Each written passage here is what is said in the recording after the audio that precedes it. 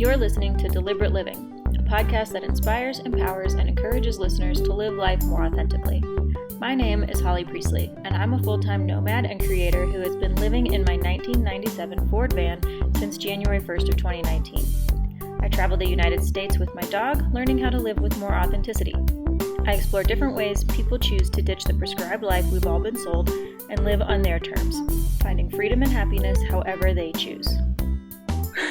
Hello, and welcome to another episode of the Deliberate Living podcast. I am your host, Holly Priestley, and this week's guest is Matt Felser. Did I say that right? Yep. And he is half of the team behind Dave and Matt Vans, and he moved into his van 3 years ago and did it a little bit differently than I'm doing it. I've been living in my van full time all year round, and he took kind of the seasonal approach at first, living in it for a period and then getting employee housing and then moving back into it, kind of back and forth for a little while. Now he's doing a weekend warrior thing and building out vans as a career, and that is incredible. And so his story is unique and different, and I wanted to share it with you guys so that you can get, another view of how you could live on the road, or you could do your alternative lifestyle more seasonally and less full time if it's too, intimidating or too much of a commitment, or if you like snow and your van doesn't, as is the case with me. So we just avoid snow entirely. But hello, Matt. Hi, Holly. Thanks for having me. Yeah, thanks excited for being to be here. Oh, I'm so glad you're here. I'm so excited to have this chat. Why don't you give a little bit of your background to the audience who doesn't know you, doesn't know your story? What was life like before you moved into the van the first time around, and what kind of led to that decision in the first place? Yeah, so I grew up in Buffalo, New York. Not a whole lot of van life going on around those parts, although I feel like it's starting to gain a little traction in the Northeast. But when I graduated college in 2009, it was right in the middle of the financial crisis. I say that that's the greatest thing that ever happened to me. I packed my little Honda Civic and just started driving west. And I ended up in Lake Tahoe, California, after some stops in Jackson Hole, Idaho, etc. All the classes. And my intention was to stay in Tahoe for a winter. I stayed for 2 and skied 120 days a year, had an absolute blast, and wanted to find a way to stay in a ski town and make it all work. And the time I was spending my summers leading youth trips, so study abroad programs for high school students. I'd started doing that in college. And so I did 4 summers of that. And through some contacts that I had at the program, it was called Overland Summers, based in Williamstown, Massachusetts. There was one girl who I had led with and met at the trip who was teaching in Vail, Colorado. And so linked up with her, got an interview, and ended up taking a middle school Spanish teaching job at the Vail Mountain School in Vail, Colorado. I ended up in Vail for 7 years teaching Spanish. Had an absolute blast. I got to do a lot of outdoor ed programs with the school. I did their study abroad programs to Costa Rica. Just a really cool work-life balance of being able to ski, mountain bike in the summers, and do something that was fairly rewarding and fun. And my van story started about 4 years ago. I wanted a vehicle that fit my lifestyle. And that was a way to travel with skis in the winter and travel with my bike in the summer. And particularly in the summer when I had 2.5 months off, I wanted something that I could live in and move about in comfortably. And I always like to say my first van was a Honda Element. And if you remember those toaster oven looking vehicles, those that had a bad cult following. Yeah. It was awesome. I could do everything from roll my bike into the back with the wheels on, to put all the seats up and sleep in it. I put a lot of miles on that, cruising around in the summers, traveling around Colorado and the West. And, coming from that lifestyle, and I used to be a thru hiker as well, got really into backpacking, to go from a bivy sack and a 1-person tent to a Honda Element the Luxury. thought of, the thought of what was next was anything was going to be improvement on that. And so, we like to say that, my first van came on a teacher's budget. And at the time, so just 4 years ago, your really only options were $150,000 RV or custom build, or you do it yourself. Yeah. And, at the time, there were no other options but to do it myself. And so I found a Ram ProMaster in Lubbock, Texas. It had 56,000 miles on it, only a little frame damage. And I got a great deal on it and flew on down, picked it up, and drove it back to Vail to kind of start the conversion process.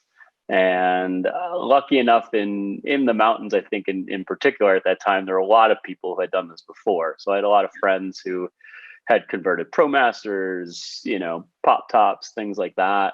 And so I had a really cool, village around me that could make these dreams a reality. And so, had a friend who was really good with carpentry who helped me build the walls, had a friend who had built this van previously, so helped with the electrical setup, and had watched, hundreds of hours of YouTube to figure out what I wanted, what I didn't. And, I think coming from the background of through hiking, being comfortable just living in the back of my Honda Element, a lot of the choices were based on simplicity and function of, what do I need to travel with, what I want to travel with, sleep comfortably, have some running water. And, everything was done pretty simply, but functionally, and, it turned out pretty cool. And did the whole thing for, certainly under $30,000, but I think I was closer to 20. Yeah. And kind of including the purchase of the vehicle. Absolutely. Yeah. And that was by far the most expensive part of it all. But luckily enough, 4 years ago, there was at least a market for used vehicles. Right now, it's tough out there. It's getting better because a lot of the people who got on the road because of the pandemic are now going back to work, and they got to get rid of their vehicles. Yes. Completely different conversation for sure. But yeah, at the time, like I got my first vehicle with 56,000 miles. It's only 3 years old. I think I paid $17,500 for it. Whoa. Yeah, that is unheard of in this day and age. Yeah. Well, I think and so also, your willingness to travel was key too. Like some people are like, well, I live here, so I can look for a car in this radius, versus like fly across the country.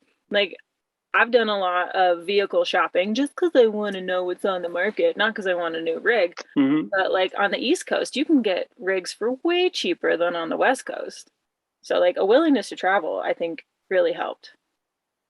Yeah, it kind of stemmed from previous searching for vehicles as well. Like something like even the Honda Element, or like if you look for a Subaru in Colorado, you pay a premium for it because they're so popular. Whereas, if you're just willing to move a little bit around the country, a $200-300 plane ticket, and then, a couple of $100 in gas versus paying $5,000 extra, $10,000 extra, just because it's conveniently located. Yeah. To me at the time was a no-brainer. Fully agree.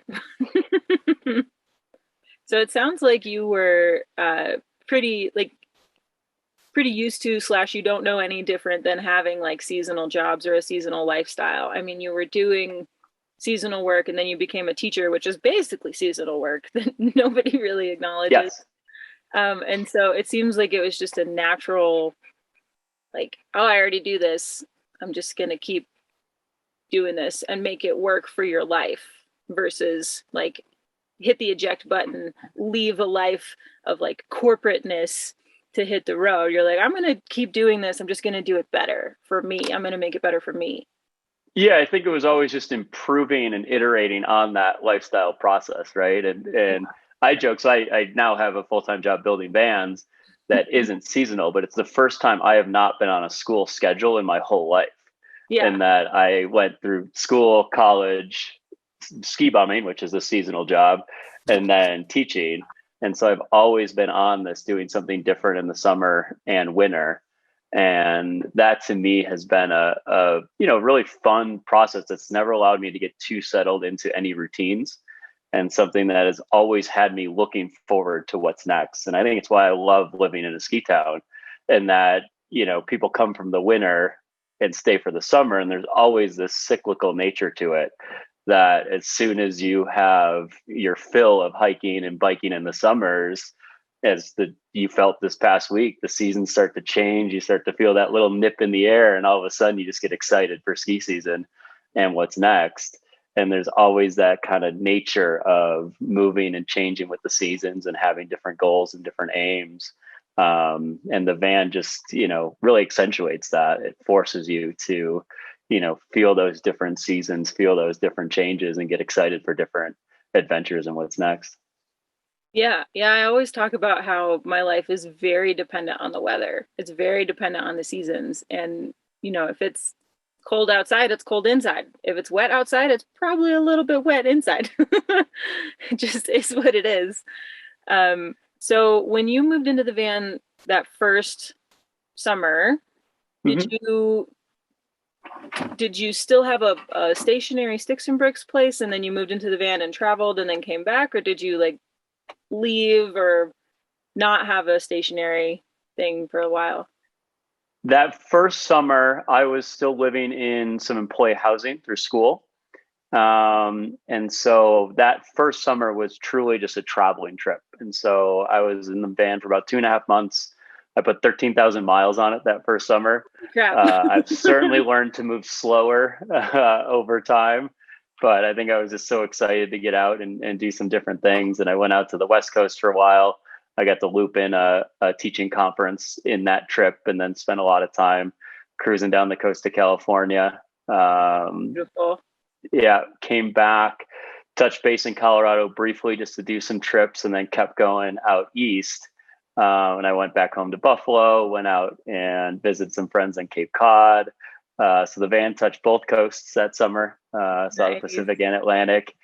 And I kind of got to take two routes that way. I went up the northern route, more traditionally, what I'm used to, driving home to Buffalo, but then came back down through the south and went through Asheville, North Carolina, went through Bentonville, Beautiful. Arkansas.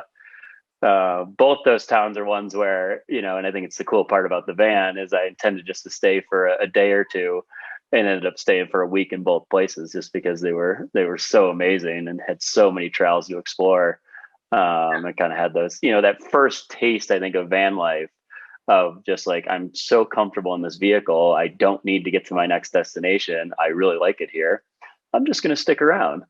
Yeah. And so that was kind of first moment. Like, it started with pure destinations and then kind of turned into one of those trips where it's like, yeah, I'll just stop here for a bit. I really like it. Let's stay, let's explore, and let's make this parking spot home for a bit. Yeah. So yeah, that was That's one kind of of the my best parts of first that. taste of it, for sure. Yeah. I love that. So you had like the first year van experience kind of in an accelerated one summer. You literally got to go from coast to coast and do a whole loop of the country, and I just in like 2.5 months. That sounds pretty bonkers, to be honest. That sounds exhausting. It was a crash course. I think it was Yeah. one of those is where I was so excited to have that, transition from being in the Honda Element and the tent, where you always had to be very particular about finding dirt and finding a safe place to park, etc., to now just being extremely comfortable going wherever I wanted, knowing that I had a safe place to sleep and a comfortable bed to sleep in. And I almost like, obviously as you spend more time in it, you kind of find your places and figure it out. But like at that time, my favorite part was driving for the day, knowing that as long as I made it someplace to a trailhead by like 4 or 5 o'clock, I'd feel like I had a full day because I'd go get my bike ride in. And then I always knew, worst comes to worst, I could sleep, near that trailhead, if I didn't feel like going up to, a camp spot or a BLM spot or wherever that might be. I always kind of had that backup plan of like, well, if I ride till dusk and just end up at this trailhead, I'll just be at the trailhead at 6 a.m. ready to ride again. So That's not the worst not too thing. bad. Exactly.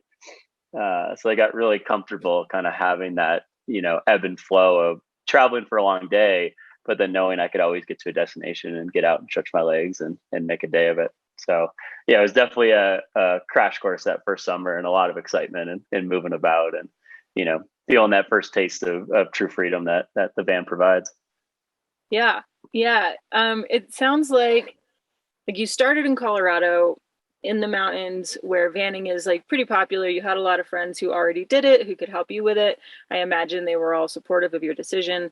And then you got to travel back to the East Coast where it was definitely and still is less popular, less of a normal thing. You got to see your friends and family over there. What did they think of your van travel, van living adventure? Were they kind of like, all right, you weirdo living in a van down by the river? Like, did they have the stigma or were they excited? What was that like? We talk about this a lot of there's a lot of perspective changes going on right now in van life. And I think, for better or worse, the hashtags and the Instagram and social media has started to present it on this really different, spectrum, this different paradigm of now it's viewed as like a luxury, right? Because of Yeah. all of these custom builds and fancy things that have come out. And so, my experience that first summer going all over the country was mostly positive of like everyone wanted to check it out and see what it was and like see, how I had built it, how I was functioning in it, et cetera. And when you open that door for the first time, most of the reactions were like, wow, like this is really cool. And obviously that ability to like just see my friends again and see my family again, which I'm the black sheep. I moved west, everyone else is still back east. It was very positive and people were excited that this is how I could travel and this is how I could spend time, with friends and family again. So I had more often than not a very overwhelmingly positive response to what I was doing, the vehicle that I was in, et cetera. Um, that, I think partly inspired, us starting a business to share this with more people. Right. But at the time, it was purely just a personal, piece of the story of like, oh, people think this is kind of neat. Like this isn't just our little ski town endeavor. Even people back in Buffalo were like, oh, I gotta see this thing. Can I check this out? Oh, that's pretty cool. Like, it'd be really fun to take the kids on a trip in that. That type of reaction. So yeah, it was pretty fun getting all of that instant feedback that first summer and in the vehicle that we had built. Yeah. Oh man, that's awesome. I'm really glad to hear that it was overwhelmingly positive, and that you were able to, I don't know, kind of ride the high of having the freedom and then also having the support from all the people. What was the hardest part about it that first summer? Like it wasn't all rainbows and Um, unicorns. Like there had to have been something stressful. no, no, absolutely not. I think the two I'd bring up, one is I never liked driving. I think I grew up in a city. I walked a lot of places. Like to me, driving was always a chore. So you did Uh, 13,000 miles in 2.5 months because it's a chore. Yes, yes. Yeah, I used to joke. So I coached soccer and lacrosse when I was teaching. And in Colorado, our games are all over the place. Like we used to go 2 hours to Aspen, 2 hours down to Denver, et cetera. Whereas growing up in the city of Buffalo, like we had to travel 20 minutes to a school. We were furious. Like, why are we even playing this school? Like, where are they? Like, we're Oh my not going out goodness. there. Uh, and so kind of moving out west, like distances start to change, like everything you feel like Yeah. is much closer than the reality of we're 2 hours from everywhere in Vale is what we like to say. Yeah. That just kind of becomes normal, so I think that started the shift. But there was something about traveling with your home with you that I think changed the way I was able to view travel. Like I think to me it was always a destination, right? You're just trying to get there Yeah. because you're cramped in a Honda Civic or whatever it might be. Whereas now, like I drive for an hour, I stop, take a nap in the back. Yeah. I make a You can have a sandwich. snack. You got, yeah, better Yeah, than road snacks. You could change. You got everything you own with you at all times. So like whatever you need, you got. yeah, yeah. The one I do like to tell is the van broke down at one point. I got As they I can't do. remember what it was, as they do, right? And you call. I have AAA, and you call AAA, and obviously the first thing they ask you is, are you okay? Is everything, are you safe? I'm like, well, I'm sitting in my bed right now, drinking a soda water and I'm eating fine. pretzels. I'm fine. Take your time. So it's kind of one of those all those negatives that I viewed in my childhood and growing up all of a sudden kind of became positives because it very much shifts the paradigm of it all and how you view it.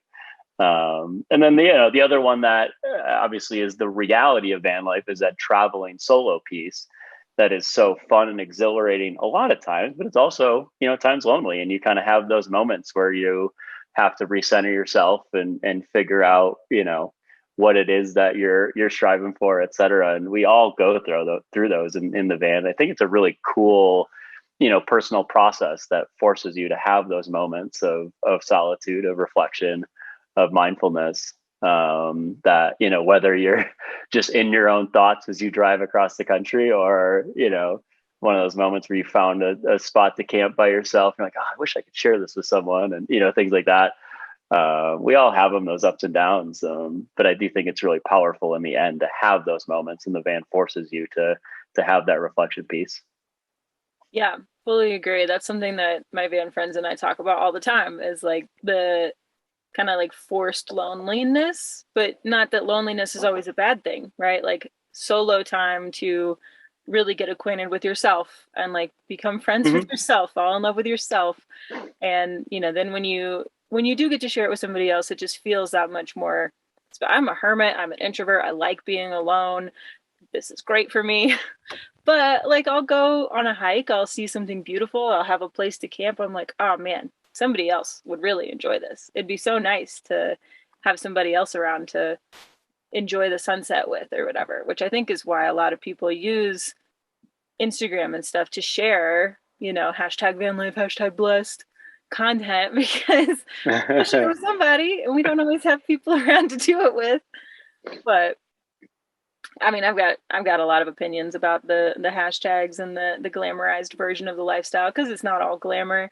You got to figure out like how you're going to go to the bathroom. You got to figure out your water. You got to figure out so many things that you don't have to deal with otherwise. But ultimately, it's good. And doing it alone like that, you get a really good sense of your own capability and your own like resourcefulness that you might not Mm-hmm. have otherwise. Yeah, we talk a lot about that Instagram versus reality piece of van life with our, with our owners, with our community. And we think it's really powerful to address that honestly, for Yeah. one. And, just to kind of share, my personal take on it. Like, to me, I've gone back and forth between living in a van and now a townhouse. And I love that, intentional piece of life that comes for the van. And I think you would call it deliberate, right? In your approach. And you start to not take all those things for granted. And obviously in a home, all of that becomes routine, right? The bathroom's right there. It's easy. To me, it's that routine of like the TV's right there, cooking, all of those things that just kind of become a very normal routine, which is fine and comfortable at times, for Yeah. sure. But when you have to plan out your whole day through the van of like, all right, I need to go to the gym in the morning so I can take a shower and work out and do my stretching routine, etc. Yeah. I then have my meetings set up or my calls. Okay, I need to get to place of service. I need to get to a coffee shop where I'm comfortable so I can do my work for the day and be intentional about that. And then, when you're done, because like to me, it was always that piece where like my bike's in my van or my skis are in my van. So it's Yeah. like, I have to use it today.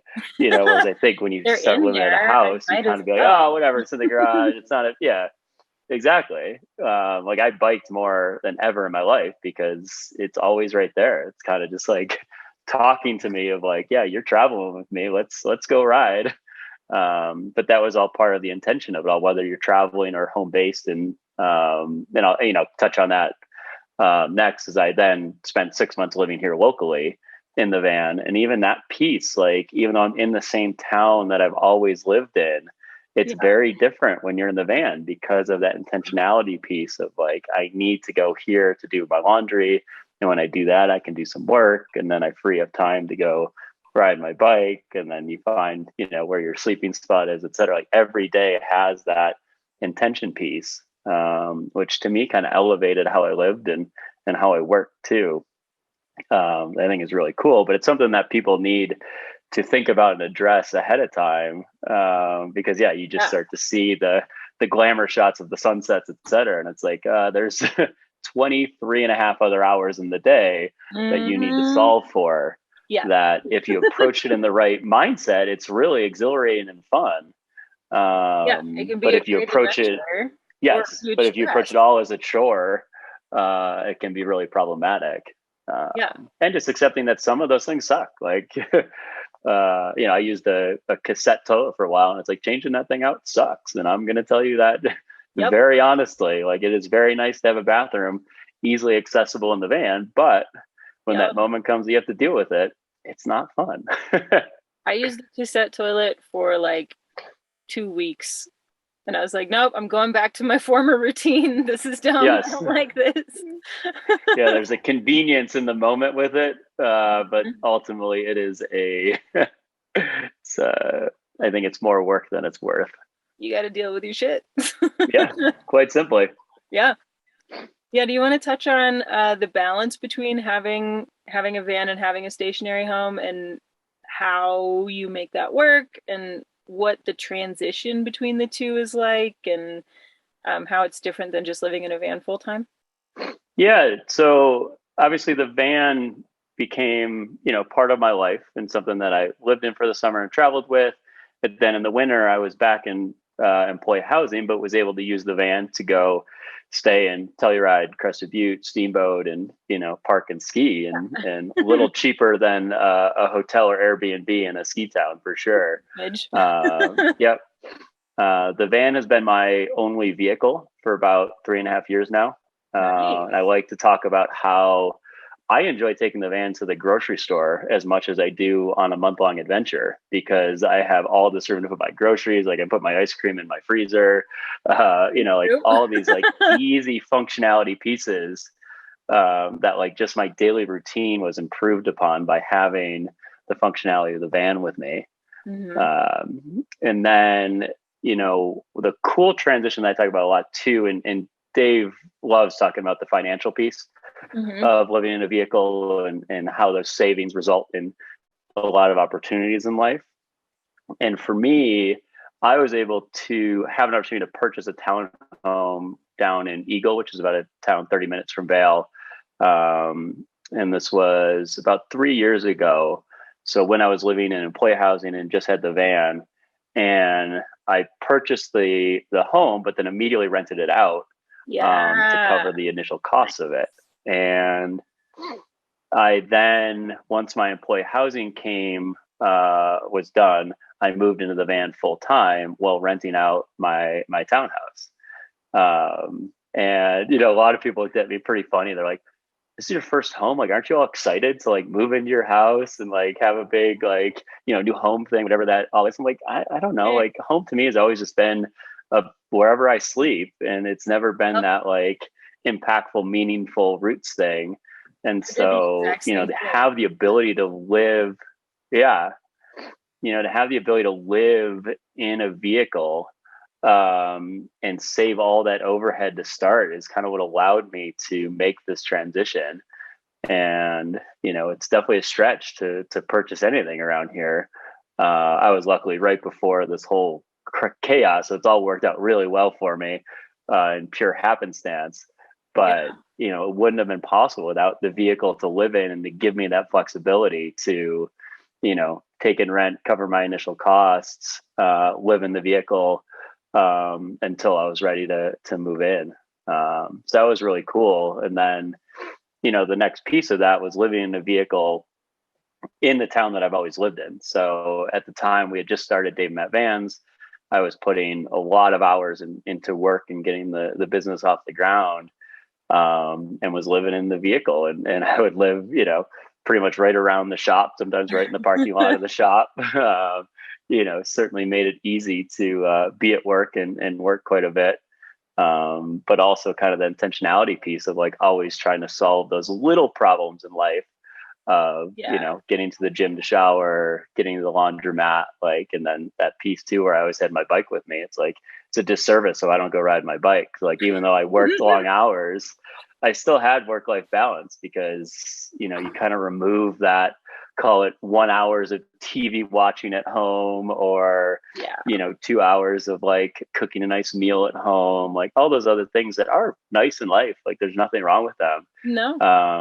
But at the time I found a really cool rhythm and routine of living in the van, working long hours and having just enough time to kind of get out and play. And, staring at the stars every night wasn't a bad way to end the day either. So yeah, it all kind of worked out. And the last one I'll share on that too is by living locally in the van, I always kind of talked about how I never missed an opportunity. So like if friends were ever going camping for the weekend or we're going on a trip, I kind of became the like default speed dial of like, hey Matt, you want to come join us?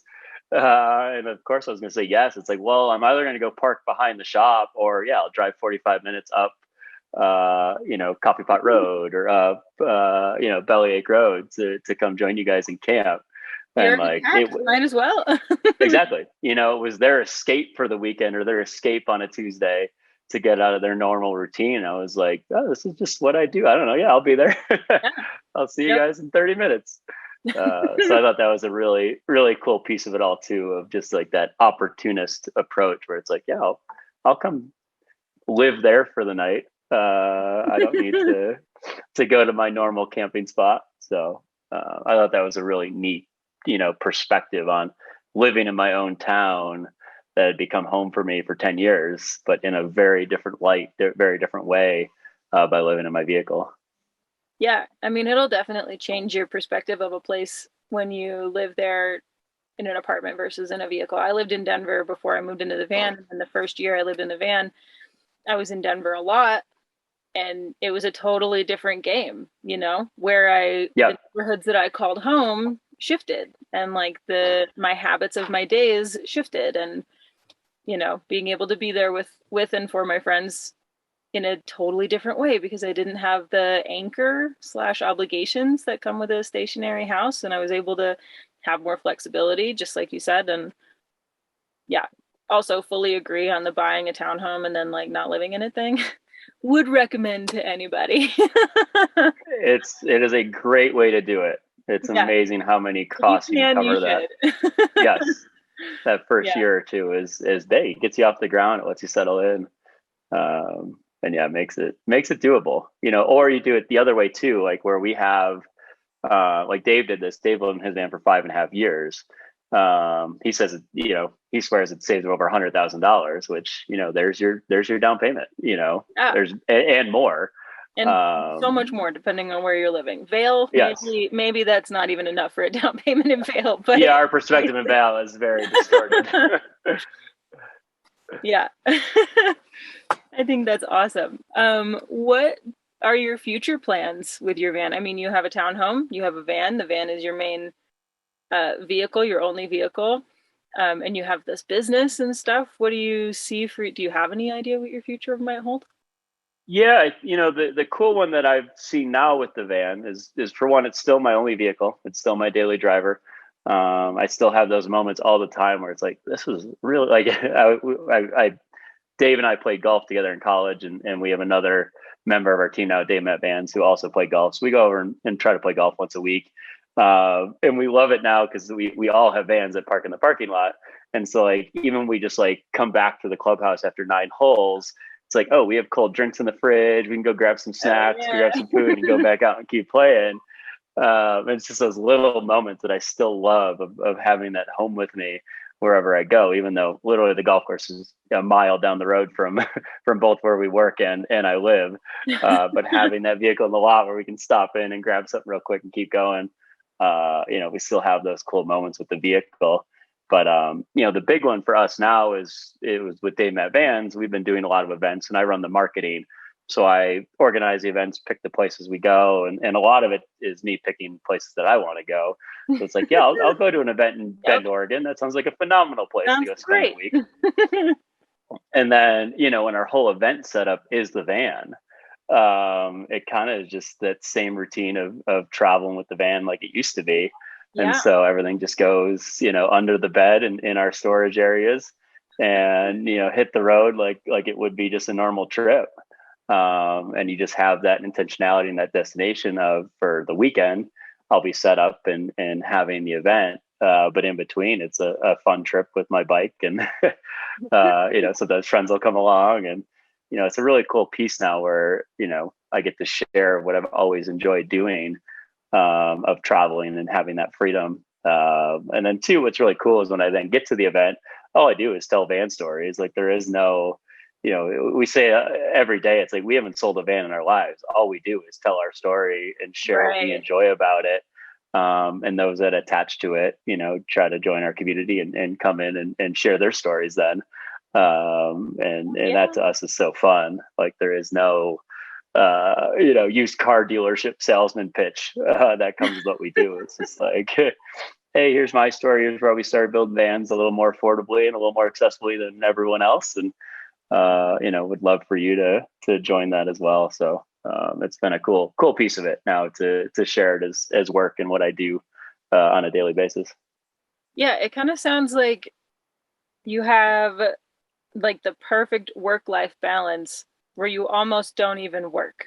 You just enjoy life and enjoy everything that, I mean, I'm sure like not every day is wonderful. I'm sure there's actually work involved in growing a company, but a lot of people think you start your own business and then, you work for yourself like 80 hours a week, and you got to hustle and grind and blah blah blah. But it sounds like you guys are just like, well, we're doing something we enjoy because we enjoy it, and hey, it makes us some money, and that's cool, and we still get to travel and do all the things and like talk about stuff we're passionate about, and like we build vans, and that's neat. Like, Yeah. it doesn't sound like work overtakes your life. Yeah, it's been, obviously, there to get it off the ground was a ton of work. And I always like to talk about, like, if this wasn't something that I was so passionate about, I don't know how people do it. Like, No. if I were just selling some random widget that I had no interest in, that I didn't use myself, I certainly wouldn't have spent the time, effort, blood, sweat, and tears to get this off the ground. The fact that it was always something that I believed in, something that changed my life, in my lifestyle, something that they believed in. Now our whole team, we have 28 full-time employees, and they all attach to our mission, what we're doing. There's all some connect. We have eight of our full-time employees live in a vehicle. A lot of them are in our own vans at this point. But the fact that we all get to share something that we're passionate about makes that work, yes, always feel a little easier, I think, than otherwise. And yeah, like you said, it's not to say that there's never hard work in there. Like, we are definitely, spending long hours and long days, but when it is something that attaches to, something that obviously you believe in, your listeners believe in, we all kind of have that piece where it has touched our lives in certain ways, in different ways, and to get to share that with others is super cool. Yeah, I think that's the dream. That's the dream. That's why most people do, well, not most people. Most people like us do what we do. It's because you're passionate about it, you're interested Yeah. in it, it makes you happy, and you might as well see what you can do with it and see if you can positively impact somebody else's life as well. What kind of advice would you give to somebody who's like the you of a few years ago, working kind of seasonal jobs that might be a little bit uh, cost prohibitive in terms of maybe buying a place where you work, or you feel like you want a little bit more out of life but you don't want to like fully jump into like full-time van living 12 months a year, but maybe they're still like afraid, still a bit hesitant. What kind of advice would you give to them? I think I always try to engineer things to benefit my lifestyle, right? And I always kind of put what my passions were and what, made me happy first, and then kind of let everything else kind of follow after that. Like, my life was not at all intended to be a teacher, to start a business. Like, none of these were, I call it, childhood dreams by any means. But over time, I started to figure out what makes me happy, what drove me, what got me passionate about things. And, I always like to go back to, I grew up in the city. Like, I was not an outdoorsy person at all. Like, I never thought I'd live anywhere but like New York City or Boston or, some big metropolitan area. And then freshman year of college, they forced me to go on an orientation trip that was a backpacking trip. And I had the time of my life. It was one of those just eye-opening moments of like, because I kind of got in this situation, I was like, oh, this is really fun. Like playing frisbee down by the river and doing nothing all day. I can get used to this. Uh, and having that moment of like, oh, that makes me really happy. And then like I said before, like graduating during the financial crisis to me was the greatest blessing in disguise, and that like I was on the fast track to move to a city, take a career job, a high paid job, whatever that might be. And I just kind of watched all my friends, struggle to apply for jobs. I'm like, I'm really passionate about skiing. I think I'll chase that passion for a while. Like this is my opportunity. And so I packed my car and moved west, and kind of never looked back from there. And I think it's that piece of like, I knew what made me happy. I knew where those passions were, and I've always found a way to put myself in a position to be surrounded by those things. And I think that started with a ski town by moving to Tahoe and then Vail. Like all of my community was driven by the same things. We wanted to be outside. We wanted to go ski. Yeah. We wanted to bike and hike. And, by being in that situation, I was able to then make it work around that. Mm-hmm. And I think the van was that to the next level of like putting myself in a vehicle that fit my lifestyle. I was very much able to bike, ski, be outdoors, be, with myself, as you talked about, of like that forced loneliness that is so powerful. It allows you to, sit with yourself and actually figure out what it is that you enjoy and what makes you tick, et cetera. Whereas it's so easy, especially growing up in a city where it's like there's always stimulus to always distract you. Yes. Whether that's TV or music or arts, wherever that might be. Whereas there's something really powerful with just sitting and being outside that I think all of us have discovered over time as something that's human, quite simply. Yeah. So it sounds like, the basics are put yourself in places that make you happy, around things and people that make you happy, and you're bound to find more of those things, more of those people. And then also make yourself uncomfortable by eliminating distractions and eliminating stimulations, and like make yourself alone. Like find the combination of the two of those, and you'll really learn who you are and how you tick and what makes you thrive in life. Yeah, I think that sums it up pretty well. I was going to joke at the end of what I said. I was like, I don't know if I actually gave any advice in there, but I found it. I found the advice. I summed up. Yeah, no, I think there's a really nice balance, and obviously finding what makes you happy and putting yourself in a position to do that, whatever that may be, right? But I think there's also that huge piece of that balance that is making sure you're in a position to be uncomfortable from time to time to find that growth. And that could be that sitting alone piece. That could be, for me at the time, going on my first ever backpacking trip. It's like allowing that to happen is really important to address. You may walk away with like, no, I didn't actually like that. And that's okay. Or you may, and that's fine. Absolutely. Or you may walk away with it as me, it's like completely life-changing. It's like, oh, that is powerful. Like that is so special. And to think that that's kind of what led, obviously, a long journey along the way to where I am today, just by allowing myself to go on that trip. It's pretty cool. Yeah, I fully agree. I think that like you have to make yourself uncomfortable if you ever want to grow. And like, what are you doing in life if you're not growing in some form or another? You're stagnating. Yeah. And it doesn't feel good all the time, and you're not going to like every new thing you try probably. And, sometimes you're going to be like, oh, I'm not going to do that again. And that's okay, because you're learning, and otherwise you wouldn't have known. And yeah, I think being uncomfortable is one of the most like powerful things you can do. But then also like allowing yourself to like stuff and to do the stuff that you like.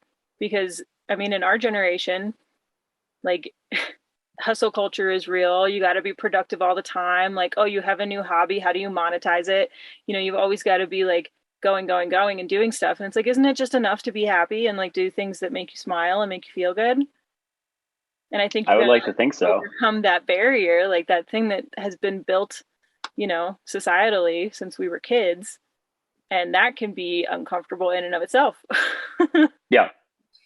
Yeah, I think we've been really lucky the last 2 years. Like obviously COVID had a lot of its downsides and don't get me like, the terribleness of it all is very real and true. Right. But to see the silver lining of that, of it accelerating this ability to work remotely, work where you want to, work on your schedule, work on your terms, is so powerful. I think particularly for our generation that kind of didn't grow up with the ability to work remotely or didn't grow up with that. Like that was never a thought. Like I think this new generation is really cool because they have this entrepreneurial mindset of they can kind of work on their own terms and do things their way. We were very much kind of the tail end of the go to college, pre-internet get a generation. degree, like Yeah. work for somebody else for the rest of your life, blah blah blah. Yeah, that was Yes. our story. Yeah. But I think now I think I found it in my own alternative way. I'm sure you did as well, obviously living in a van pre-pandemic, but there are so many people right now who are kind of having their eyes opened very dramatically of like, oh, I don't need to be in New York to have this high powered job and run this rat race. It's like, actually, I can work wherever makes me happy and wherever I want to be, and work on my own terms because I can do it digitally, because I can do it remotely.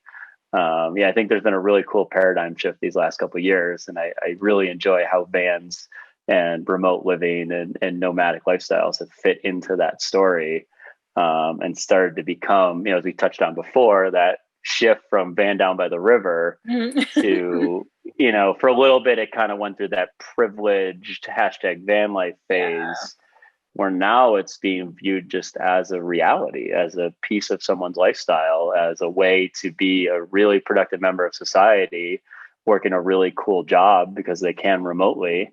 And that vehicle is just a tool as part of that, whether it's full-time living in the vehicle or, we have a lot of travel nurses who are owners of our vans because their lifestyle is just suited to moving around the country and they need a way to do it, safely and comfortably. So, I think it's been a really cool transition. It's certainly not there yet, but it's been a part of the story. Of people seeing this as, just another part of life, as another way to live, and one that's starting to fit in more and more into what people think of as normal. Because the pandemic was like, hey, what you thought was normal, we're gonna change that real quick. Why don't we just like shake things up a little bit and put all you humans like on alert for a little while. I think that's awesome, and I think that's a pretty good note to wrap up on. Matt, if people want to know more about you and your story and also about your company and your vans, where can they come find you online to do that? Yeah, I think the best way is through our story, through Dave Matt Vans, at Dave Matt Vans on Instagram, Facebook, our YouTube channel. A lot of it is all educational and storytelling. We want to tell that story of how vans have fit into different lifestyles and how they've touched myself and Dave, and now over 300 owners that we have on the road. So that's the best way to do it.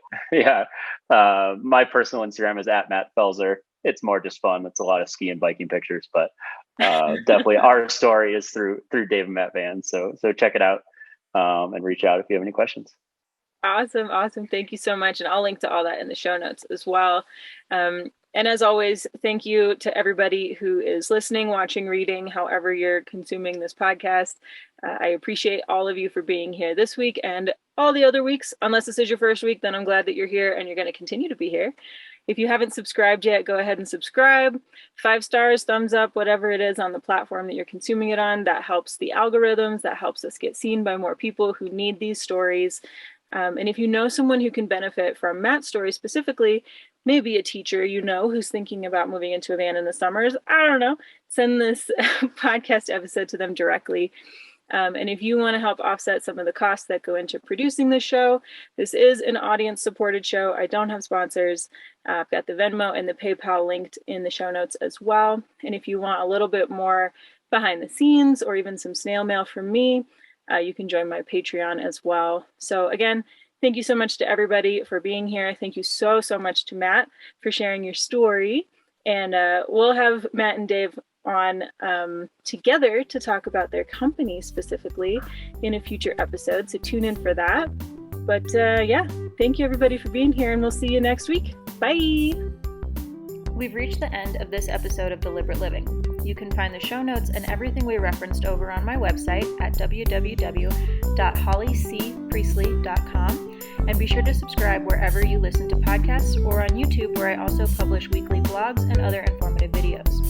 You can come join my Patreon community and get behind the scenes and bonus content, as well as postcards, stickers, and whatever else I choose to create. I'll see you next week on Deliberate Living, and until next time, keep your life on the